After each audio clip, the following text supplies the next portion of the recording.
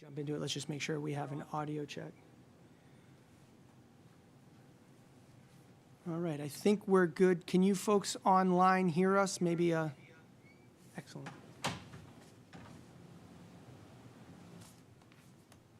Yeah, all set. I think we are good. Carla's just gonna give you a quick sec to introduce our consultant, or do you want me to do that? Am I introducing both of them? If you can. Okay.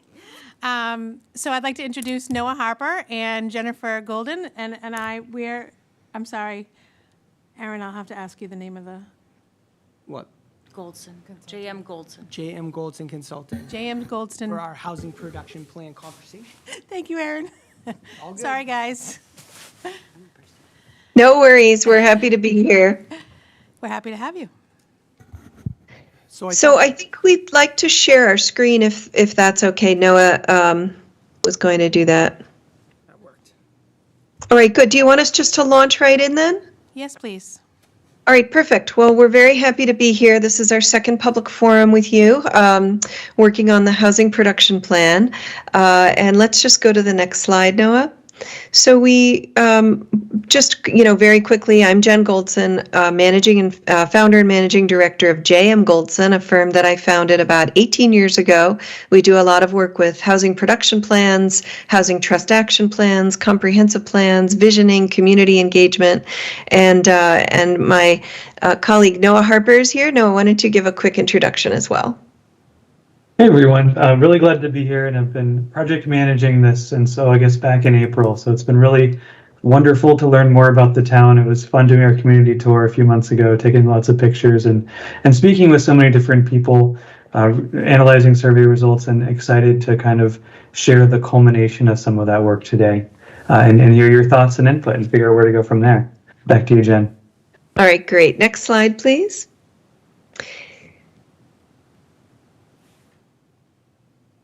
So I think you're all there. The Affordable Housing Trust we've been working closely with, and town staff. Thank you all for your help with all of this. And so we're going to go over, we have I don't want to call it a short presentation. It's probably about 25 minutes or so. So first I want to just talk about why do we even care about housing outside of the requirements of the state.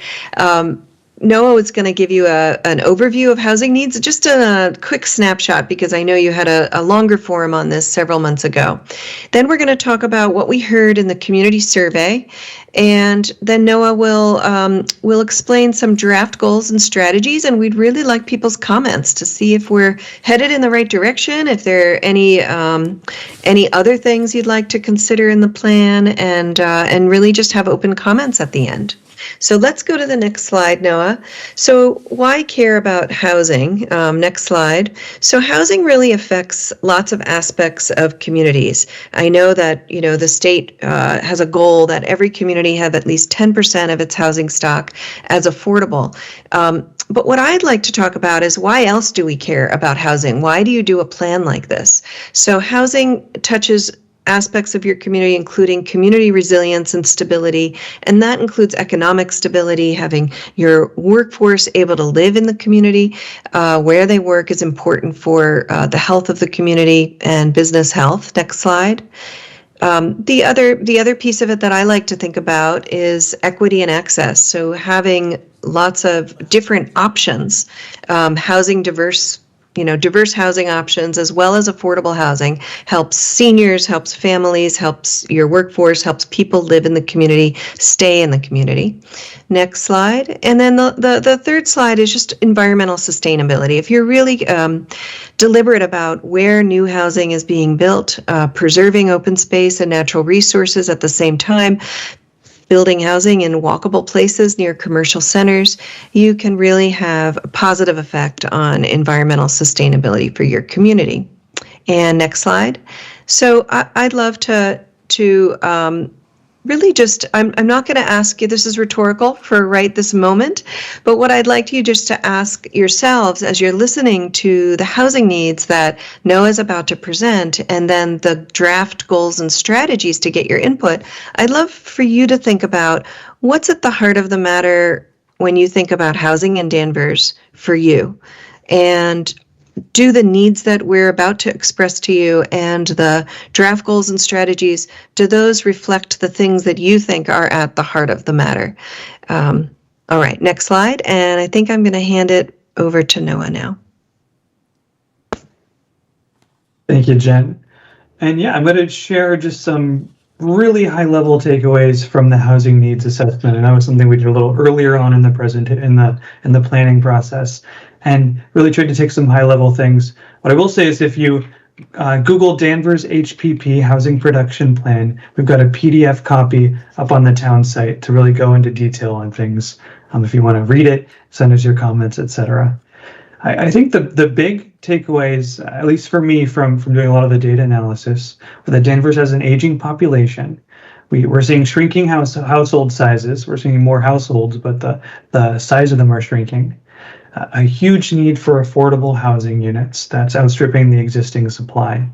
And then zoning as a potential barrier. So I'm going to touch on all of those things, and then we'll get over into our goals and strategies. The big story for me in this graph, the navy bars are from 2012, the brown ones are from 2022, is a rightward shift, which means you have an aging cohort that isn't being replaced by a whole lot of younger folks. So when we look at also the population projections, we see a little bit of growth here and then a tapering off.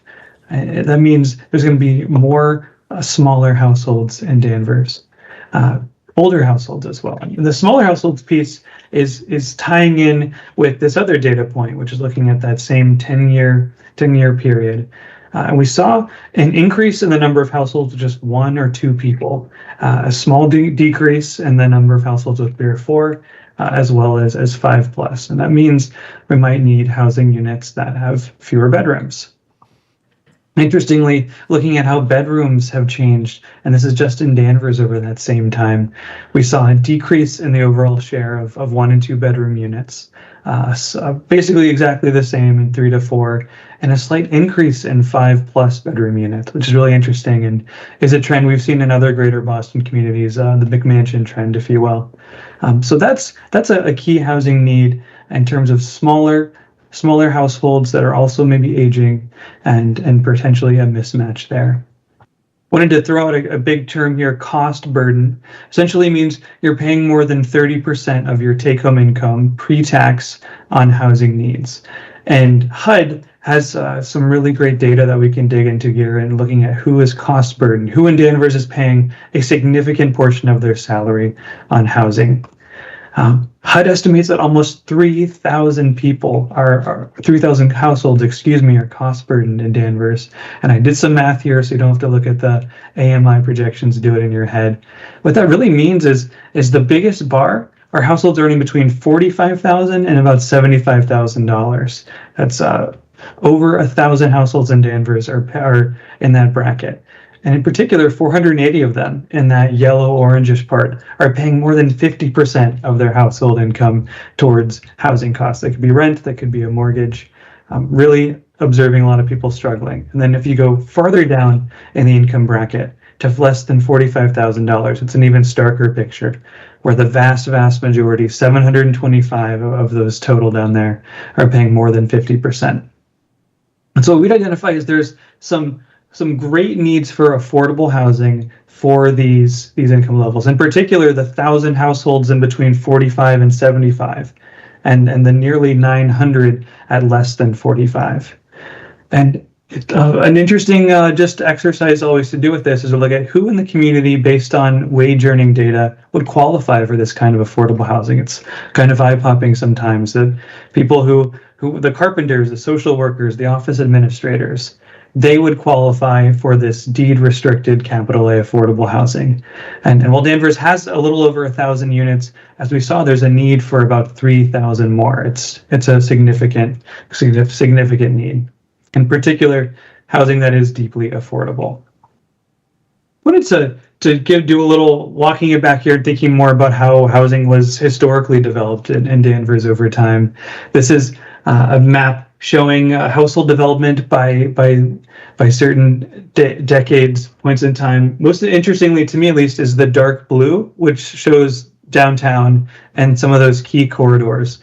where before the rise of the automobile, before sort of industrial development, we had to be close together where the train was, where you could walk. And then as that changed, things started to sprawl out a little bit more. And you'll notice downtown Danvers is a little more compact. The land is used a little more efficiently, and there's some really interesting, very, very low, gentle density multifamily down there.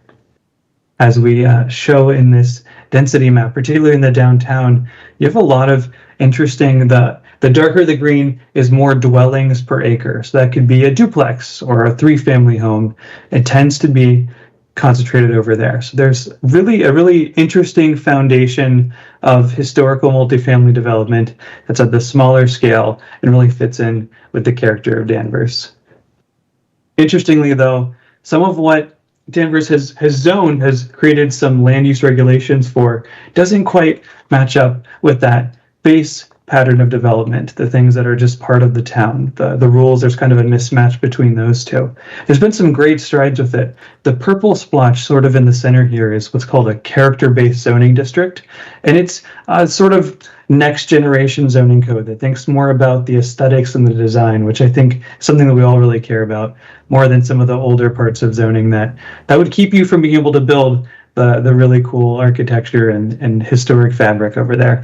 So I wanted to pull that into attention. So we talked a little bit about an aging population, a need for smaller unit sizes, a deep need for affordable units of all kinds, and in particular, those at deep affordability levels, less than 50% AMI, and then also zoning as a potential barrier.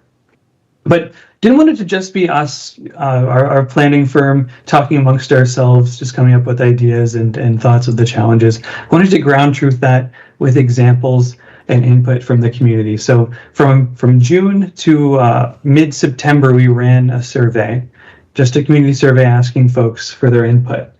And we heard a lot of stuff that meshed up with some of the housing needs I pointed out to you just now. People feel like the housing costs are so high that it'd be really hard for them to find a new place to stay, either to get a new mortgage or a new lease. They want to stay in Danvers, but they're not sure because the housing costs are just so high whether that's going to be possible, particularly in the next 10 years. And interestingly, something that we didn't find just doing our high level research were concerns about accessibility. Part of this we'll have a graph a little bit later on in the presentation, but a good amount of Danvers housing stock was built before the Americans with Disabilities Act, before accessibility was top of mind in terms of design. And we asked people, do you feel like in the next 10 years your home will meet your accessibility needs? And a plurality, a majority of both renters and homeowners said, no, I don't think so. So that was a key takeaway there. We also heard support for accessory dwelling units. It's something the state just legalized statewide, but the town will still have to work on making some local regulations for it. So I heard that folks were generally in favor for it. And also some modest upzoning. So maybe instead of not zoning for really big new apartment buildings, but a sort of gentler approach of going, say, from a single family neighborhood to allowing 2-family by right, something that's incremental and just that really next step. And finally, just support for both public affordable housing and private or nonprofit affordable housing development. So new investment in the Danvers Housing Authority, but also maybe partnering with another nonprofit developer. Before I get into talking about goals and strategies, I wanted to share just briefly about the framework that we use in thinking about these. It's really a way to make sure we're not leaving aspects of the housing conversation out. The YIMBYs, the supply people, will just talk about build, build, build all the time, but we have to also think about making sure people can stay in their homes and ensuring that there's enough housing that's deeply affordable, that's deed restricted for the folks that are never going to be able to access market rate housing. And so where a lot of our thought processes come from is from this supply, subsidy, and stability three-legged stool. We need all of them together. We need to focus on keeping people in the community, also building more housing, and focusing on affordability too. But the three have to work in tandem with one another. So what I'll do is share some ideas for draft goals, and then I will open it up for conversation, for questions, for input. And I really want to stress that the focus here is that these are draft ideas. This is by no means set in stone. We're here to workshop stuff, here to hear your thoughts, get your input, and work on it a few times so we can make sure we get it right and make sure that it's a plan that the community feels good about. So without further ado, I will run through our 4 goals and then open it up for some questions and comments. Number 1 is a big one. It's a sort of bread and butter of a housing production plan, which is all about that capital A affordable housing, focusing on deeply subsidized units. It's sustaining Danvers' current affordable housing portfolio. You've got a little over north of 1,000 units, a little over 10%, 10.4% if I'm remembering correctly. And then emphasizing the deeper affordability, like we saw that need earlier in the presentation as something that some of the investments flow from. I wanted to share this. These are just different buildings with affordable housing in them in Danvers today. And they come in all sorts of shapes and sizes, and they have different needs. Some might need that affordability to be preserved or enhanced through, say, accessibility upgrades, or making sure everything is make just good quality of life upgrades. And some might need to be expanded, adding more units physically through a redevelopment process. But affordable housing comes in many different shapes and sizes, and as we saw with different folks in the community who may qualify for it, it's the spectrum is quite broad. And what I wanted just to highlight here is part of that sustaining means making sure that any units that are slated to expire soon are preserved, and that means that you're staying above your 10% state requirement, which is really key, I think, for a housing production plan and sharing this with the state ultimately. Okay, next up is really dialing in on this town's senior and accessible housing needs. We heard this a few different times in the survey, and really wanted to make sure that this was front and center. This graph, I mentioned a little bit about when accessibility became something that at least planners and policymakers were thinking more about. The housing that was built below this sort of light blue bar is before that became sort of at the forefront of the conversation. So a good amount of Danvers housing, the majority I would say, was built before accessibility was front and center. So I think there's opportunities to address the town's senior and accessible housing needs, helping people to stay in their community, to age in place and feel like they can really stick it out here for the long term. And that's going to mean a lot of different things. It can mean going back to the affordable housing for capital A affordable housing, investing and sustaining existing properties. You've got, I think, a little over 200 elder housing sort of reserved units. And those might need some time, love, and care. But there's also folks who in their home today that was built 100 years ago, it's got steps and it's hard to get in and out, or maybe the shower isn't appropriate for a wheelchair, or there's the turning radius isn't quite right. So it runs the gamut of all those different things.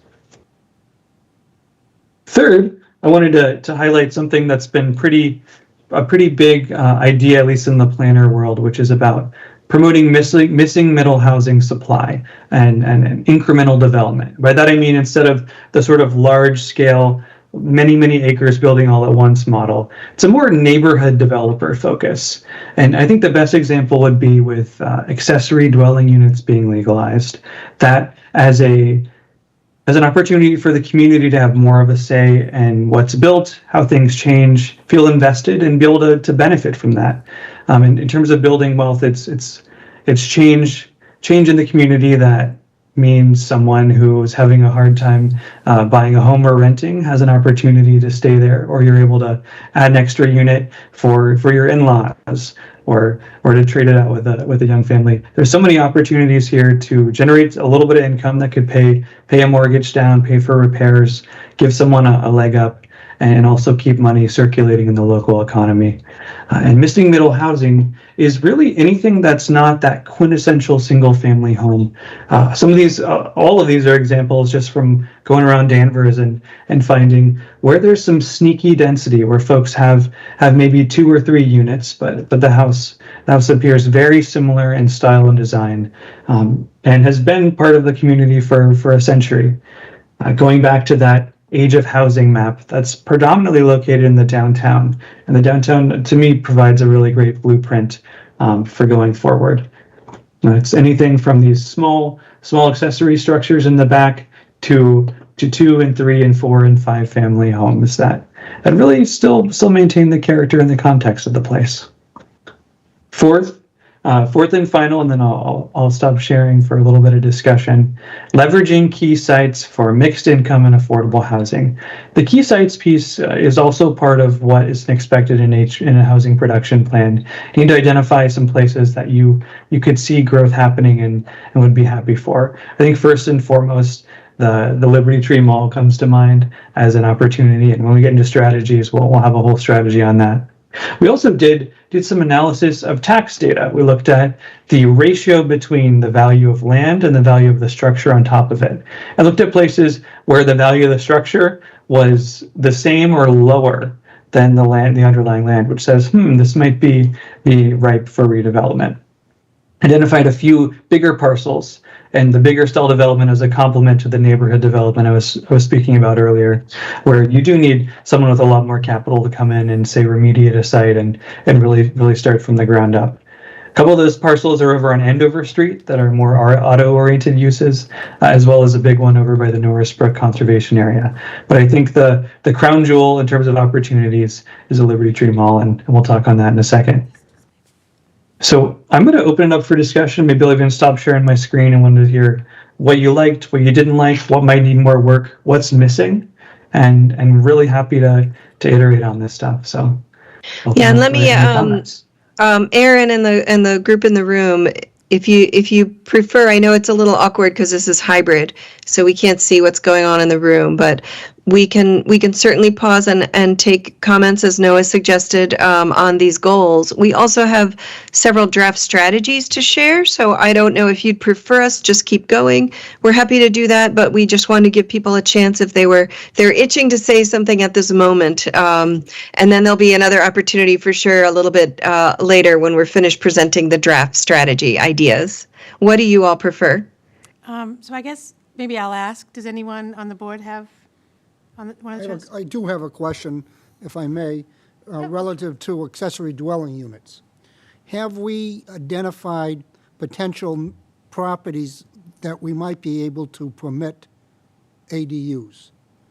In other words, have we looked at some of the zones, 1, 2, or 3, single-family homes with enough land to add? So go ahead, Aaron. Yep. Well, I was just going to say, and you, Jen and Noah, you probably know it better than I. As I understand it, the state law requires us to allow accessory dwelling units on properties that fully comply with the zoning district criteria. We could lessen that standard if we wanted to, but by the strict read of the law, you would have to have a conforming lot, a conforming structure on a conforming lot, in which case you could do an ADU by right. Generally speaking, 2/3 of the lots in Danvers, regardless of zoning district, are pre-existing non-conforming dimensionally. And that's not even to look at what the structure's doing. So don't have a direct answer for you. But basically, so many properties are non-conforming We have. that we can't give them by right. Well, Right. not by right, but we could decide. We could go to town meeting and say a dimensional, if you lack frontage or area, we could forgive that in a local bylaw, but the state says if you have that, you have to allow it. Would it ever be done like a case-by-case basis? Well, you'd Like, kind of probably, apply for a variance? well, kind of? it wouldn't be a variance, it would probably be a finding or a special permit to allow those sorts of exceptions to occur, and that'd be something we'd have to probably come out of this group, out of this plan, and then obviously forwarded to the planning board as a zoning amendment, and ultimately town meeting should it make it that far. But Got it. Jen and Noah, is that an accurate description of the ADU law?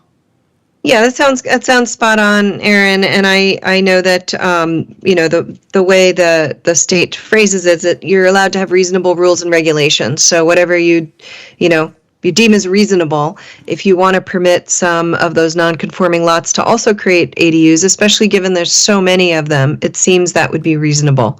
But that would be something the town would really need to consider. And what are those reasonable rules and regs that you want to put into place? Thank you. Okay, perfect. Any other comments Anything or else? questions from the board? Well, I was going to get to them after, just, no, here. So from our audience, any We have questions? 4 people in the audience, Jen and Noah, so you don't think you can see them on the feed, but we have No. 4 members of the public here. And I think just because of the way the room is set up, if the public does have a question, I think we need to use the microphone just because they won't hear you. So, but I don't know if Yeah. anybody wants to If you have a speak. question, you're welcome to go up. Thank you.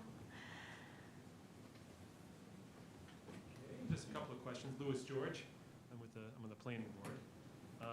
And just a question with respect to the, I actually was picking up on Dan Bennett's question, just with respect to the pre-existing non-conforming. Would that also cover, for example, for ADUs, if an applicant already received zoning relief? So let's say they received already a finding or a dimensional variance for an existing property, so would then that be able to sort of carry over?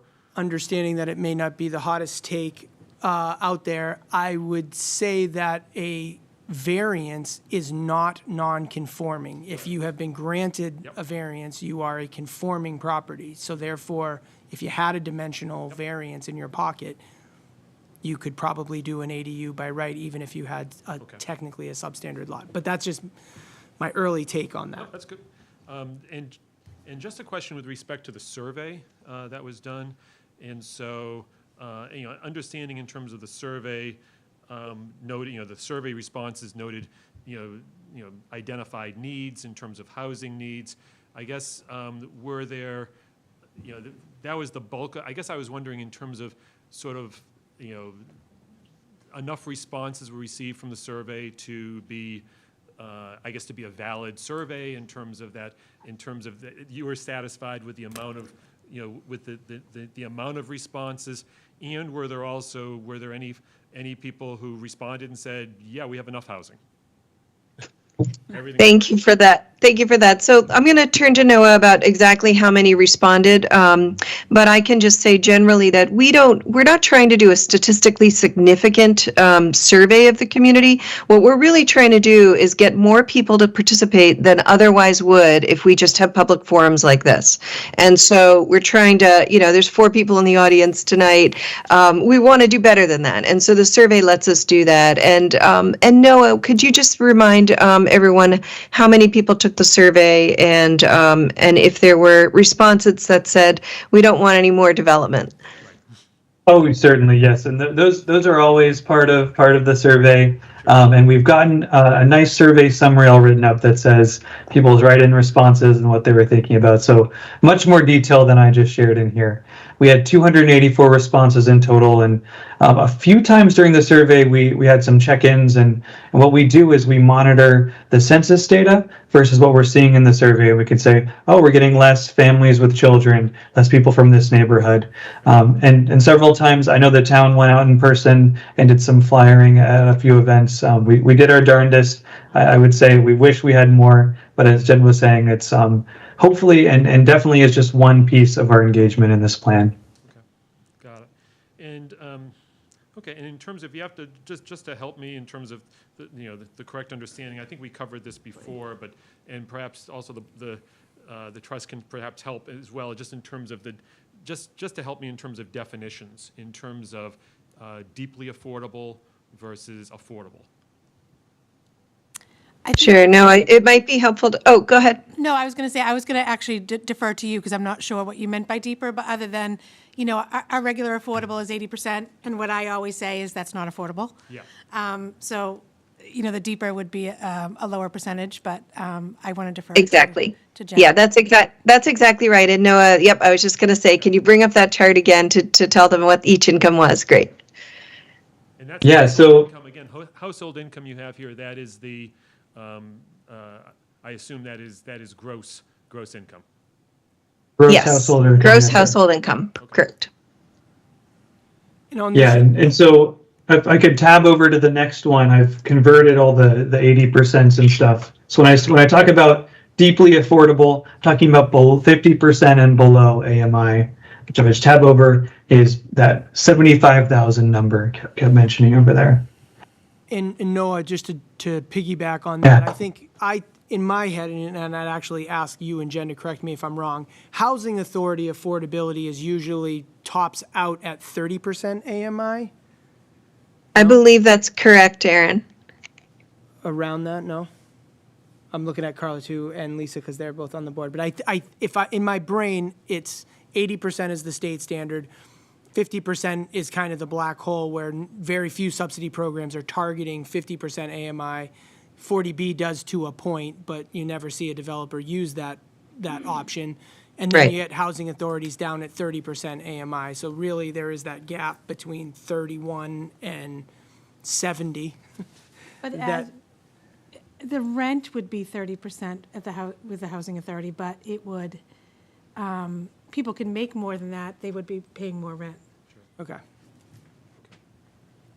Yeah, but it's a good point about that, that gap. If you go back to that housing cost burden, we might as well just leave it up because we might as well just go right into the rest of it. But if you look at where the cost burden, the biggest cost burden amount is in that 30 to 50%.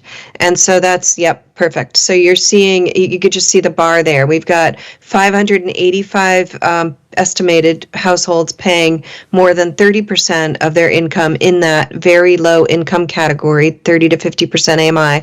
And then we have 480 paying more than half of their income towards housing costs. And so that's your biggest need right there, that combined with the below 30% AMI. Does that make sense? Or I can't see if people's heads are nodding or if you're saying, no, Jen, that makes no sense. Does that make sense?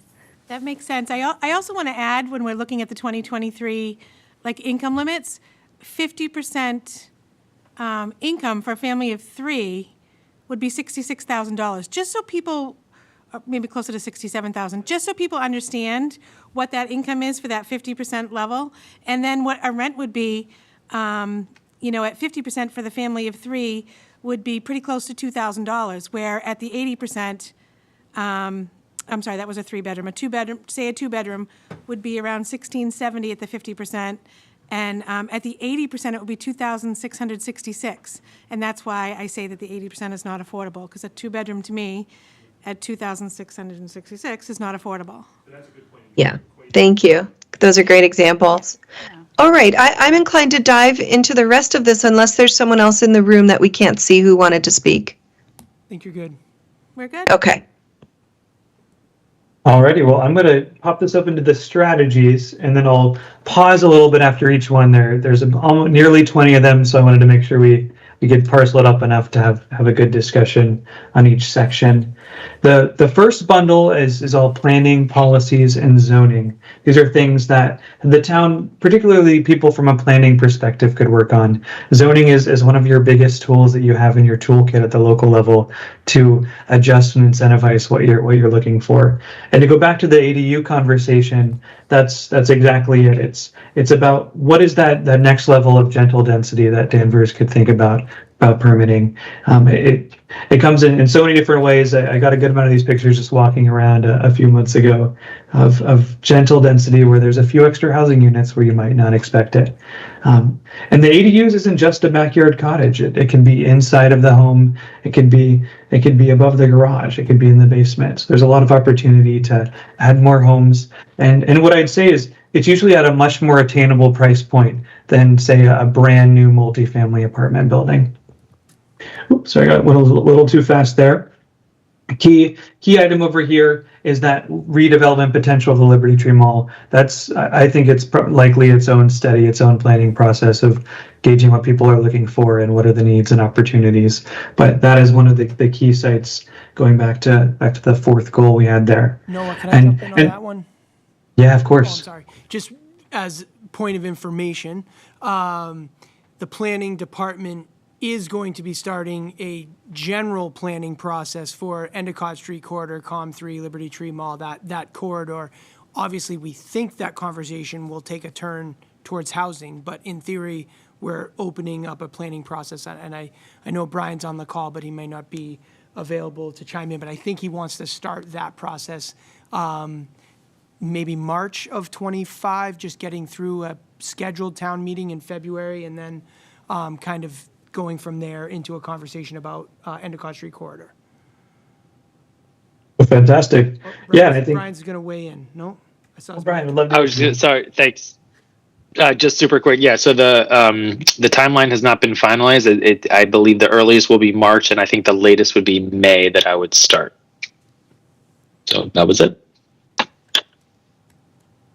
Oh yeah, would love for one of these strategies, if possible. Maybe we can tweak the language to feed into that and say, yes, this was identified, and help push that forward, setting on the Endicott Street corridor. The last thing I'll say on this slide is going back to Aaron mentioned a ton of your properties are non-conforming. The zoning, what's written, doesn't quite line up with what's built on the ground, and that can cause all sorts of ripple effects down the line with ADUs and other sorts of small scale development. So opportunities to align that with what's built on the ground and also the needs that we're identifying in this planning process. I'll read through these and then we'll do a quick pause.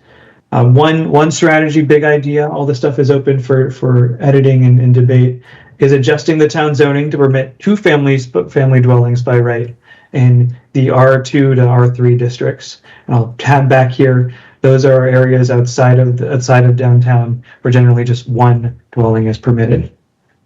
The other big one, going to that next level of intensity would be expanding that purple area in the downtown, the character-based zoning district, a little bit wider, maybe to encapsulate some or all of the R1 district.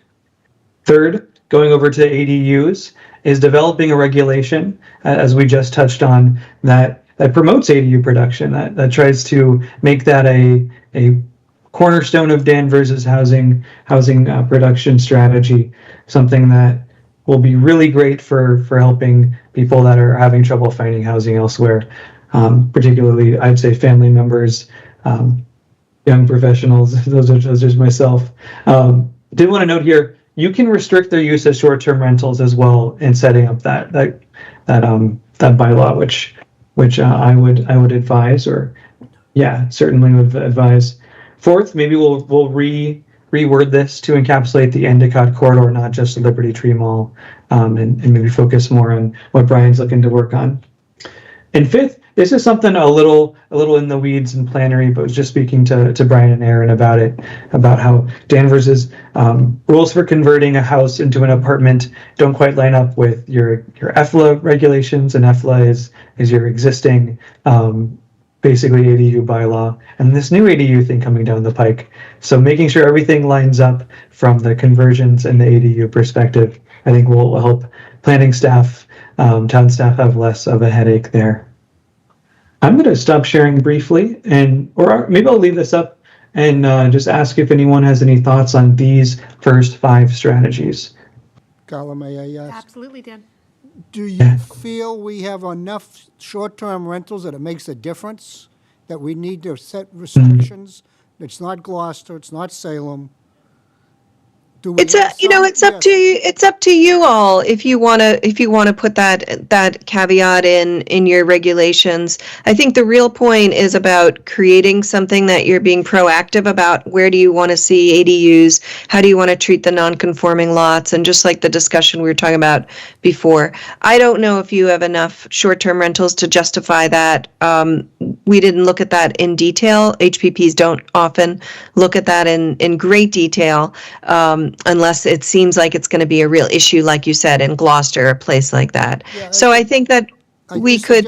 I don't think we should spend a lot of time and effort on Yeah. that piece at this time. There's more that we can do to create housing.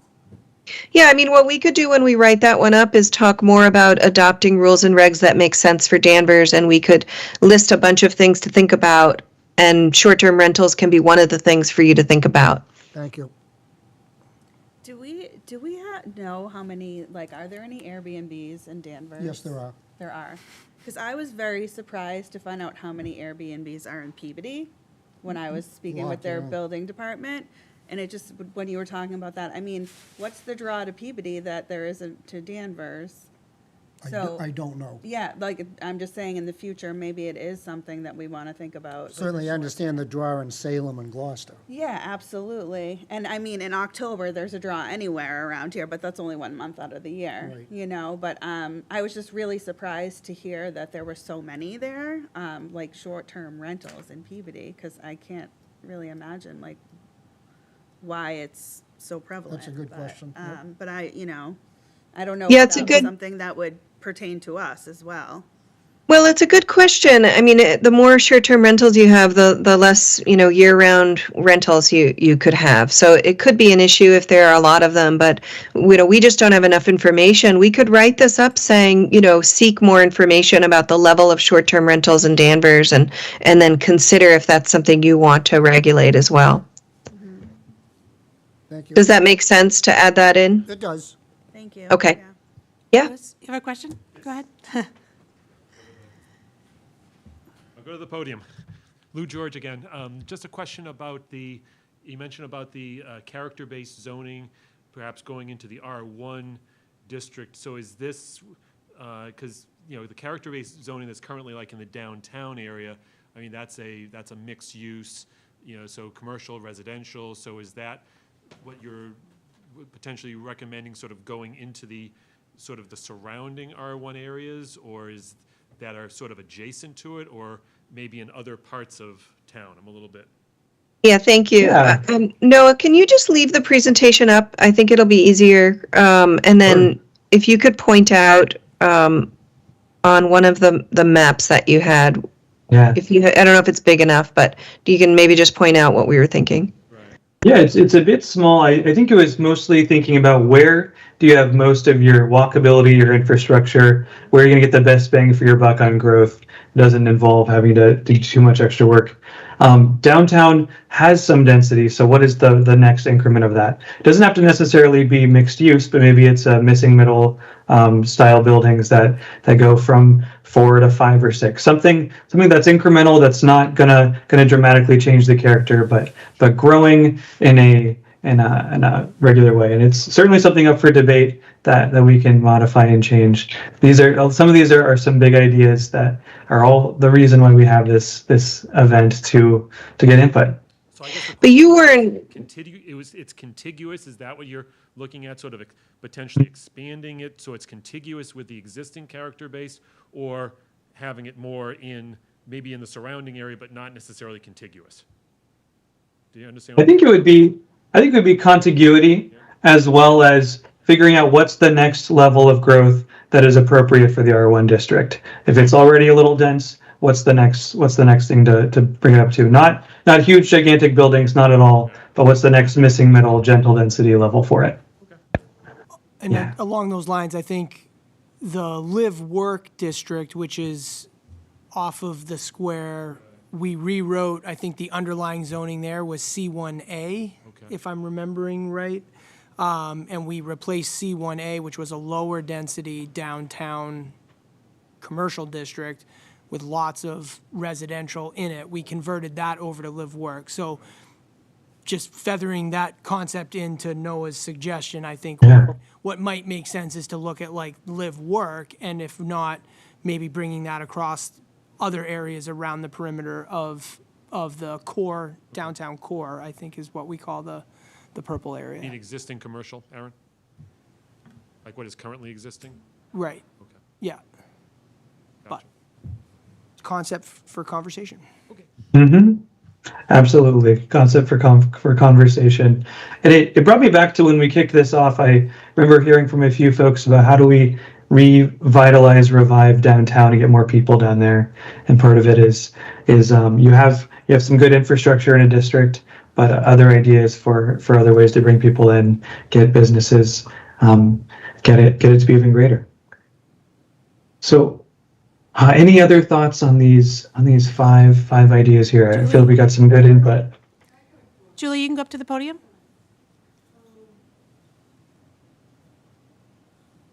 Just so we can hear you.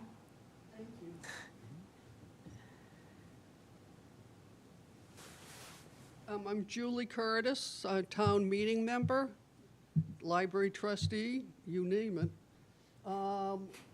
I'm interested in this redevelopment of the Liberty Tree Mall area. Are you talking about knocking it down like the Shetland Park in Salem, or are you talking about building around it, or?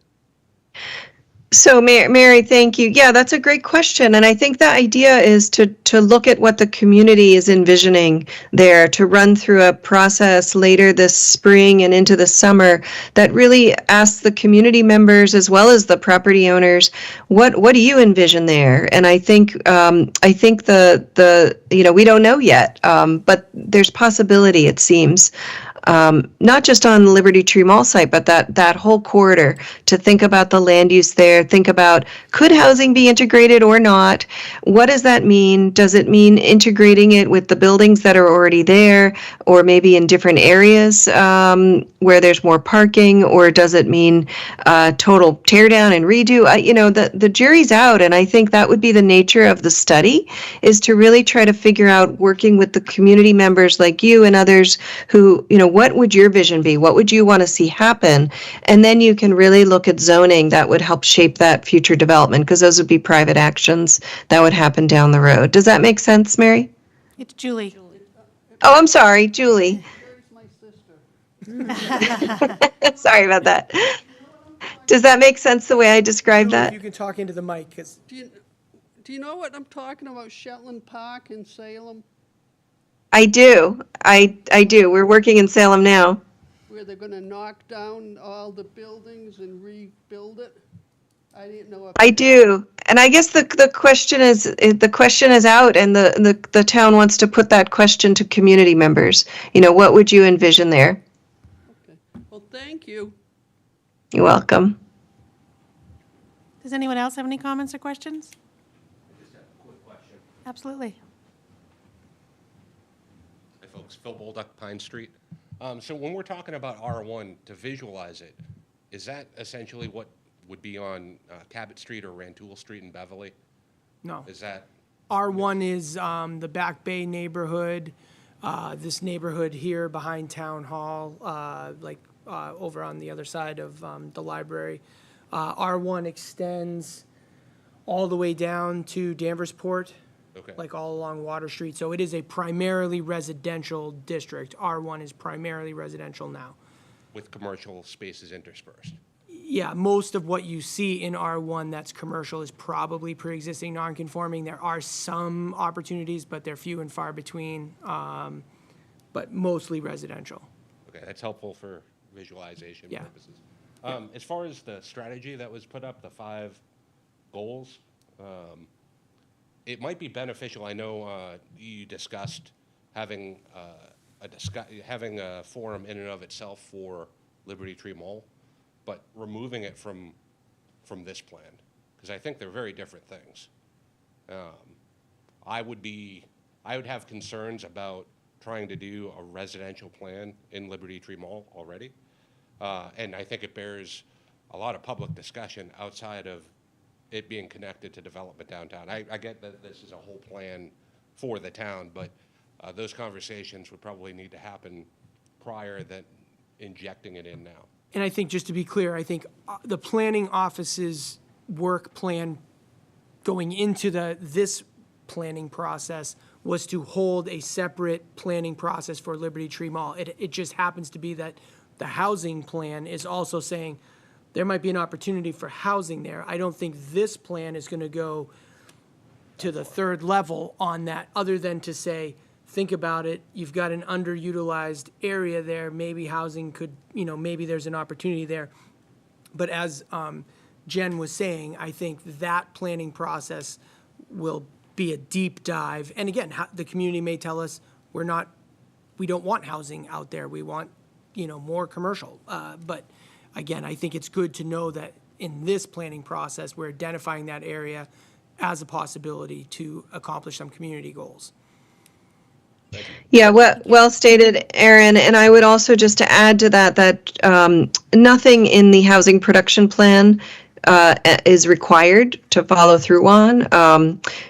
Having a housing production plan helps you think about what you might want to do, but there's certainly no requirements. If you think about housing in these areas when you're doing that planning effort, there's nothing that would mandate that you have to do housing there if the planning effort doesn't result in that desire. All right, are there any other comments on these in the room, or should we go on to the next section? I think we can move on. Okay, perfect. Okay, we've got 2 sections left. This one's called Local Initiatives and Programs. Then we'll have a much shorter one that's all about capacity and coordination. The idea here are things that are maybe outside of the planning mindset, things that the town could work on, maybe a little more concrete, like funding an affordable housing development or partnering with the Danvers Housing Authority on something, or something much smaller and equally as important, like a program that funds home repair and accessibility upgrades, like this example over in Great Barrington in the Berkshires. Noah, you didn't hear our first part of the meeting when we did our business. Oh, no. No, it's good. Keep going. I'll share it after you're done. Well, it came to mind because I know the last time I was here, there was a woman from Habitat who was sharing, and I'm wondering if it could have had anything to do with that. But maybe potentially. So that's an example too. That's in the sort of program mindset of we're talking about supply, but we're also talking about how we keep people in their homes in the community. That stability part of it too. Another part of it, going back to your last housing production plan, just a map that identified different sites where affordable housing could potentially be developed. This goes back into that key sites aspect of a housing production plan, basically making that list and saying, is there a town-owned parcel somewhere that could be really good to get that deep affordability we touched on? There were a few examples in the last plan. I know we're not 100% satisfied with the levels of affordability, but I guess to me, it's just an example of showing this plan lays the groundwork for 5-10 years in the future, and there could very well be some really cool, deeply affordable housing 5 to 10 years from now as a result of this work. So last thing is just over in that programmatic side of things, the first-time homebuyer program. We're just now wrapping up the housing production plan over in Revere. They launched this just about a month ago. They got a state grant, $10,000. It's a forgivable loan after 5 years to low and moderate income households. Helps you get enough, ensure you have enough for that down payment, because when home prices are $600,000, even 5% can be tough to cobble together. So those kinds of ideas are in here in the local initiatives and programs, and able to just read them out here. 7 and 8, they're twin initiatives. It's subsidize the creation and preservation of affordable housing through the Danvers Housing Authority. So you've got a lot of housing units and a great footprint there. And then also, as opportunities arise, subsidizing the creation and preservation of affordable housing through private developers. This is going back to the survey. We saw people were really pro both methods of creating affordable housing, and they don't necessarily have to be in competition with one another. Number 9 is go to those home repairs and retrofits. We'll hear some news on a little bit. And number 10 is a little more on the wonky side of things. Essentially, you're allowed to create a local preference policy for up to 70% of your new affordable units. And you have to be really careful here and steer clear of some federal housing law. But it is something that the state allows here. That can mean you reserve new units for people who live in town, who work in town, who work for the town, or have their kids enrolled in town. Really, really worth spending the time on the nuances with it, but it is something that would mean the new affordable housing that we generate through the Affordable Housing Trust, or working with the Danvers Housing Authority, it can go to Danvers residents or people that are part of the community, 70% at least. Oh, and this is just, I'll go through these and then we'll pause again. List of town-owned sites, I don't think we need to cover that anymore. Number 12 is also a little wonky. It's about you have some federal home funds from HUD, and right now they're not being spent locally.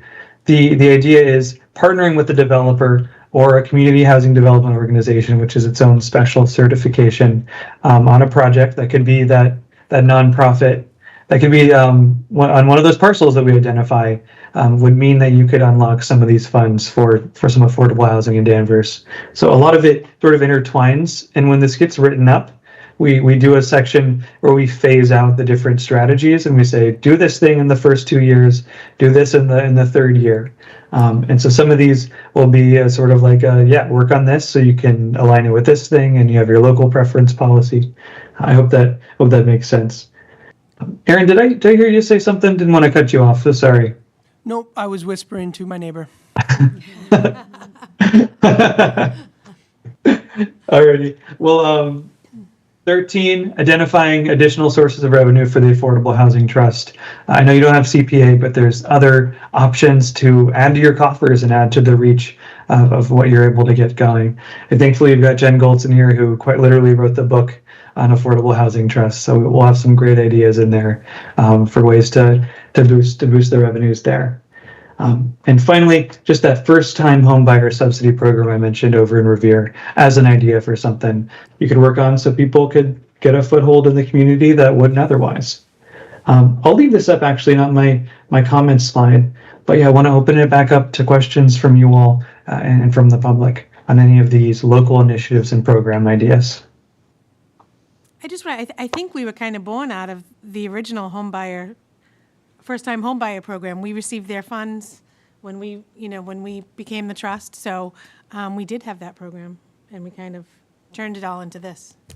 Well, I'd love to connect, The town did them for a number of years. We've dealt with discharging some of those mortgages. As you recall, probably for those of you who've been on the trust for a couple of years, there was a hot take there where we were doing it, releasing those as they matured. That kind of died off, but I'm not sure why programmatically we moved away from that, but we did. So we definitely talk about returning to that. Okay. Yeah, and if there's no appetite for returning to it, they're certainly happy to not include it too. Or can soften the language to consider something like this. I don't think I'd remove it. No, I'm a big fan of it. Okay. I was on the original trust where we were working that program years ago. And there were a number of people Yeah. got help to buy their houses. I've got like 3 file boxes in my office. Yeah, I'm not sure how we lost sight of it, actually, so that's good to kind of bring it back to the forefront. And I think, so far, it's the only thing that we've talked about that includes homeownership, path to homeownership, which, I think is definitely missing from a lot of the affordable housing initiatives across the state, really. But, they're people we can partner with or, Yeah, and I mean, the ownership piece I think is a really good point and something that's left out of when I write affordable housing. Maybe it's just making sure to write rental and ownership opportunities. It is tough. I was talking to one developer last week who said the affordable ownership can cost twice as much as affordable rental. And we, as a state, need to do better on the subsidy piece of it. But I really do agree with you that it's important, and I think it should be included in here in the write-up. Yeah, when we had Habitat for Humanity in last time, they were talking about some ownership opportunities in Hamilton, right?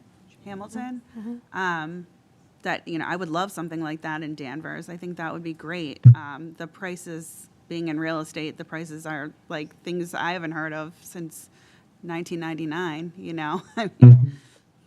Hamilton does have a build-out program on a property that Kiwanis is going to work on November 2nd. Oh, okay. And they're working physically on the house. Oh, they are, yeah. Yeah, I think. Yeah, they're looking very nice, too. Yeah. Yeah. And Noah, all these slides you said were online, correct? I just want to confirm. Oh, you know what? They're not online right now, but we'd love to send them over to you and we can get them up online on the HPP website. Thank you. I thought they were there. Okay, thank you. Oh, well, the write-up from a few weeks ago is up there, but Yeah. these slides are hot off the press. Yeah. We'll get them posted. I just, for the sake of the audience, I wanted to clarify. Thank you. Oh, for sure. All right, well, if there aren't other questions, we have a third part of the strategy list to go over. Should we go into that? Yes, please. Okay, good.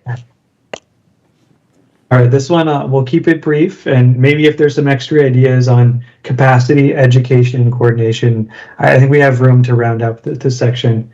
The first idea came to me, I think, from Aaron, who mentioned back to that stability piece of making sure or even the subsidy piece, you have some subsidized units already, making sure they're being used to their full potential.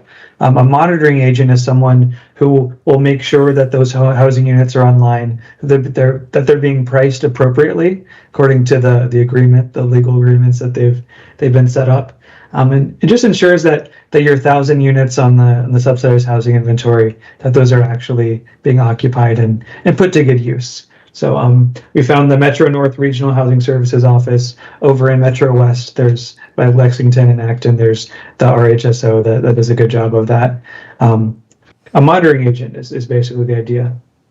Second is an idea coming over from Concord, also in that area. They essentially convene once every quarter, someone from the housing authority, from zoning and planning boards, from local organizations that are also focused on housing, and they try to keep some of the conversations that they were having in the housing plan going, and also ideas that maybe won't come to mind to us in this process or better for further down the road.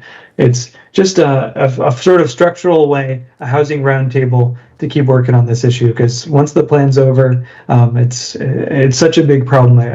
I think it merits sustained consideration.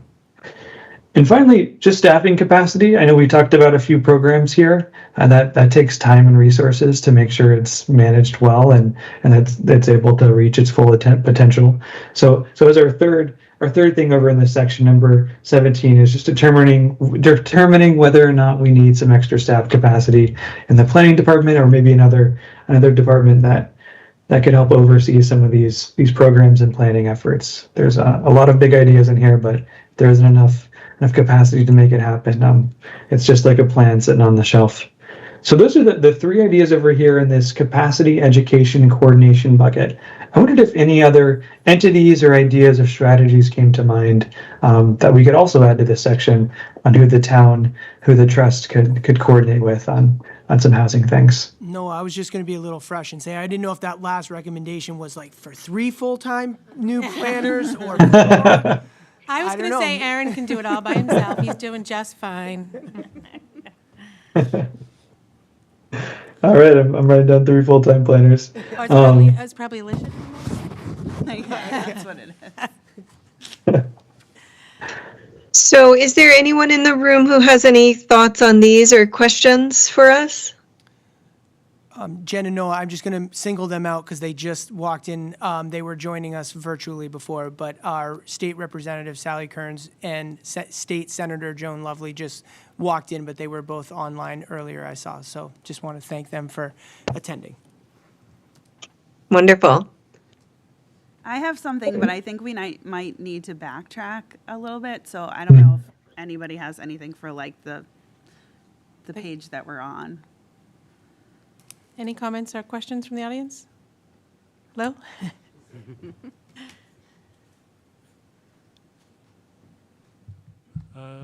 Louis George, just a question, I guess, just picking up on the monitoring agent, and I guess just a question: is that someone who is that typically someone who's an in-house, like either volunteer or employee of the town, or is it someone from outside? I was a little unclear in terms of who's typically a monitoring agent. In theory, you could have someone in-house, but that's not as typical. It's more typical to have an outside agency that you basically hire to do the monitoring for you. It is quite a bit of work to get it done right and thoroughly. And so we've worked with communities that are using these regional housing services offices, and so that's the idea here is to outsource that. And I think just to put some color on that, Lou, the RHSO model is usually a regional collaboration of municipalities. So 4 or 5 towns come together and say, we can afford to hire one full-time person to monitor all of our stuff. But it can be a fully private party, but the typical RHSO model is towns coming together to pool resources to buy this service expressly.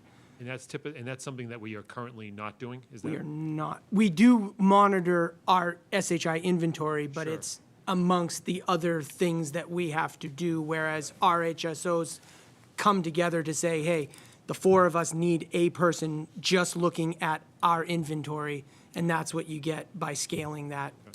And I guess the question is anecdotally, does a monitoring agent, I mean, what do they typically find? Do they typically find that there is, I know this may not be a typical, but I guess, what's sort of the top things that they typically, find? It's not being utilized, or it's not being available? Usually rents aren't they don't calculate the rents appropriately. So And that to- usually doesn't go in the tenant's favor. so it's usually on the high side. And that's not because they're malicious actors, it's just, I'm just picking on, the Avalon up at the hill. They just don't have in-house expertise either, so they're just doing the best they can to come up with the number. Okay. And so then do the monitoring agents then report back to the town, and then town takes action, or do they have a sort of independent authority? They usually send a letter to say, Okay. this isn't correct. Got it. Okay. That's what I had. That's how we did it. Oh, thanks. Thank you. Any other questions or comments? If no one does, I'll. Lisa? I think we might have to go back to like where we were talking about, the core and walkable places where the older homes and Danvers are, but we didn't really touch upon public transportation. So I think that that's something that we've talked about in earlier sessions with you guys. I don't know if there's a place like coming up where it's talked about, or if it needs to be added in. But we used to have a bus stop in Danvers Square, and we really want it back. And there's a lot of development going on, and we're, doing everything for the MBTA Communities Act. So that's something I think that really needs to be focused on this trust, and also just in the town in general, is to, get our public transportation back. It would be a whole different square, and especially with all of the units that are going in. I mean, a bus stop there versus no bus stop makes a huge difference in the traffic in the area, and how people get around. So I just wanted to kind of add that in. And I know that we've talked about it in the past sessions, so just didn't want that It's to get a missed. great, no, thank you. It's a great point, and we get so hyper-focused on the housing pieces Right. that you're right. I mean, this is really important, and things are so interrelated. Even though we're doing a housing plan, it's certainly important to think about, how can you advocate for better connections, especially where development is happening. So I think we could add something in about that. Thank you for that. Perfect, great.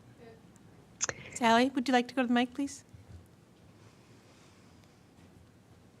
Hi, Sally Kearns, Precinct 8, not town meeting member anymore, state representative for the town, and along with Senator Lovely, your lips to Phil Eng's ears, Carla, on the point about the bus stop. And That was Lisa. oh, I'm sorry, but sorry. Still working on it. I have been given a verbal assurance that this will get done, and I'm trusting and trying to verify, and still we bring it up all the time. It would be wonderful for this is the housing production plan that we're talking about, yes? Yes. Wouldn't it be great if it would, please, yes, emphasize that? And I know that, we were delighted to see that our application, which we learned about the opportunity to join the Skipper, we learned about that opportunity 3 years ago through the Congressman's office, Congressman Moulton's office, and lo and behold, Danvers now has it. And I'm wondering, do you know anything about, maybe you do, Aaron, how's it going? I saw one. I've seen I I've saw seen a one few around. downtown. I've only seen one, but I was like, oh, it's the Skipper. I will say, ridership has flatlined over the summer, which it did system-wide. So just let me give you a 10-second background. The Salem Skipper is an on-demand Uber-like service, except it could be another party in the minivan with you. So it's a small minivan. It's not a cab. It's not necessarily point to point, but area to area, unless you're a senior, in which case it will pick you up at your, where you're requesting it and bring you to where you're going. Unfortunately for Danvers, in order to get in on it, we could not afford to do community-wide. So we have, I think, 4 or 5 areas in town where you can pick it up, and you can go to any of the areas. You can go to all of Salem, downtown Beverly. There's 1 or 2 other areas in downtown Beverly that you can get to. Also Cherry Hill, which is on the Beverly-Danvers line. North Shore Community College is in the geo-fenced area. Liberty Tree Mall is in the geo-fenced area. Downtown Danvers is in the geo-fenced area. And I'm probably missing one, I apologize. Ridership over the summer, we launched it in May. We've had growth minus the summer months where the entire service kind of flatlined, which was to be expected according to the contractor. We just did another push on social media. So again, we're still climbing month over month. We're seeing our numbers increase. And we're kind of hoping that this could be a pilot project so that the T could see that there is the demand for something like this. Again, our big hobby horse, sorry, this is my planning hat, not my affordable housing hat. 50% of our workforce in this region travels east-west.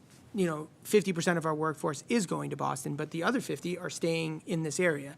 Traveling east-west in this area is incredibly difficult when there's no public transportation options to do so. So we're kind of hoping that the Salem Skipper starts to demonstrate where you might be able to run a fixed route. But again, we're still early, but again, ridership is, I wouldn't say it's strong, it's what we expected for Danvers, but it is increasing month over month. Are we advertising that anywhere? I just did a push through the town manager's office. I have never heard of that. Yeah. And I think that ought to be put in some type of bulletin in a utility bill. And tell her how much it is. It's cheap. $2 a ride, $1 if you're a I've senior. never heard of it before. Yeah. I think it's wonderful Yeah. because we need less cars on the road. Right. And Well, $1 for also, I- students or But it ought to seniors. go out Yeah. With the utility bill, Yes. where every household gets Yep. that. That's a because I great think it's idea. a fabulous idea. Great I idea. mentioned it to my daughter, who's in high school. Old enough to And- ride. Yep.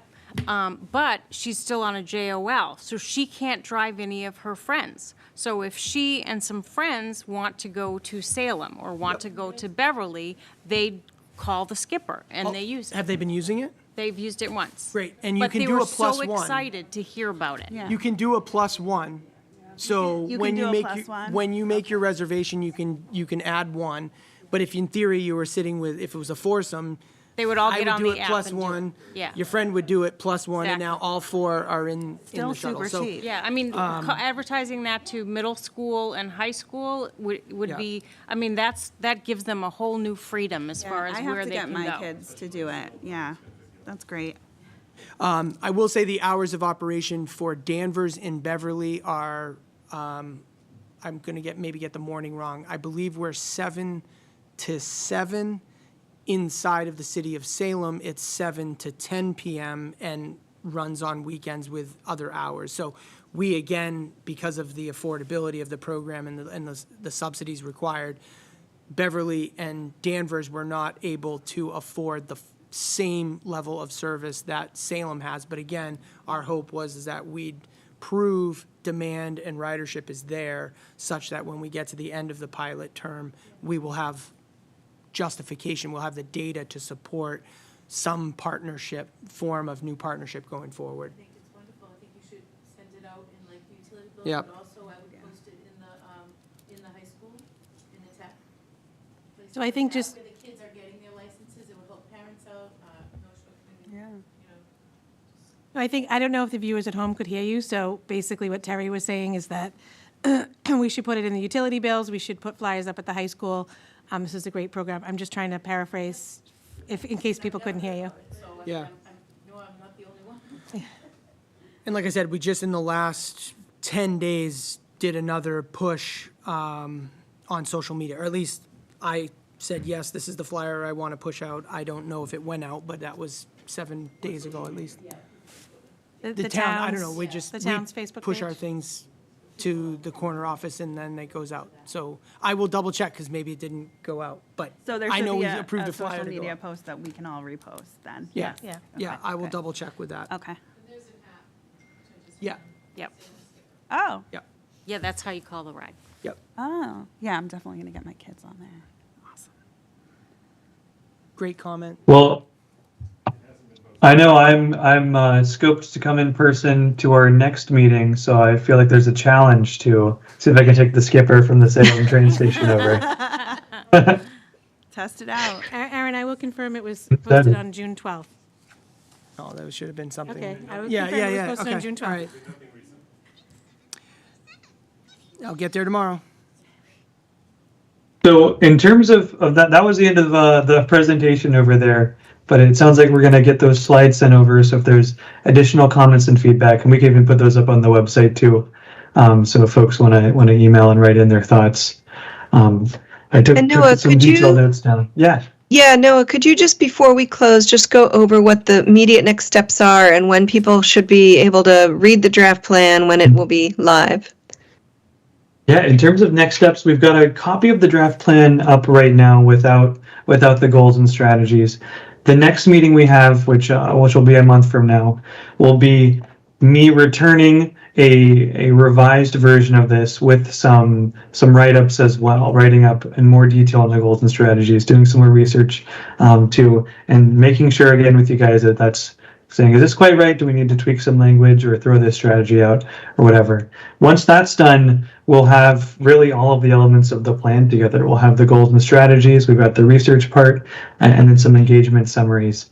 And then we'll be doing a month or two of revisions of saying, change these words, let's get some better pictures here, or I'm not quite so sure about that. But this is kind of the big part of the plan where we want to hear community input and feedback, and then after that, we can start wrapping it up and packaging it together and doing the more nitpicky tweaks to things.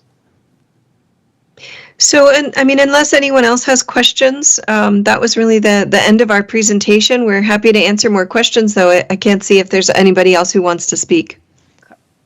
Yep, Kristen? One thing that I haven't heard in any of the points of the housing production plan is any emphasis on ownership versus rental units. Is there anything that addresses or speaks to that? Yeah, I mean, the idea to restart doing the homebuyer program again was certainly one concept. You could also look at the list of properties that were identified in the last plan and look at ownership opportunities for those properties as well. I know people were talking about Habitat for Humanity, things like that you could do on those smaller properties. So we could be sure to integrate those ideas in a clear way that they're about ownership, if that makes sense to you all. It does to me. I think ownership is a vested interest that you're in the community more than a rental unit where you may just be temporary and moving on. Agree. And ownership builds wealth. Yes. Yeah, I just think it's a great opportunity for the person living there as well. Yeah, it just good And all in around. the long run, right? it actually brings the cost of living down. Right, right. I'm thinking out loud, the other thought, and again, it would be tricky because under the zoning's inclusionaries policy, projects greater than 10 units require 12.5% inclusion. So I'm trying to think of a non-multifamily project, like if we were doing a single-family development of 10 or more, they would trigger this. So maybe it would only work in certain types of developments, but getting past that, maybe an idea would be lowering that 12.5 to 10 if the project proponent gives you ownership rather than rental. I mean, things like that, where you could incentivize the behavior by giving them some sort of financial incentive to meet your need. Yeah, I like that. I'm thinking out loud. I don't know. The problem is I want to make sure that it'd be a development type that would take advantage of any said incentive that you come up with. I don't anticipate having too many large subdivisions where we would have clearly an ownership model. But anyway, we can flesh that out if it got traction. Yeah, it's an interesting idea, and we just did, NOAA just did a feasibility study on inclusionary zoning percentages for another town, but 10% was basically justified. You could still have a feasible development under the ownership scenario, so that seems like it could be a potential, Aaron.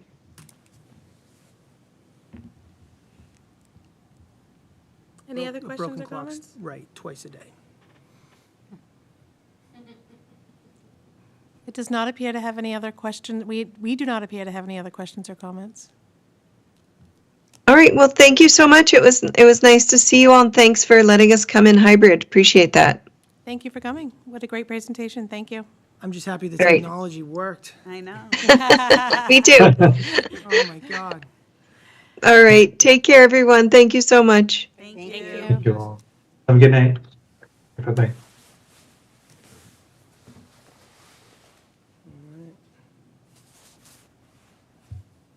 That is it until November. Is DCAT going to be done with us? Well, I guess you could, We have a hot mic right motion now. to adjourn, I Oh. think would be your only. I'll take a motion to adjourn. So moved. Second. Second? All in favor? Aye. All right.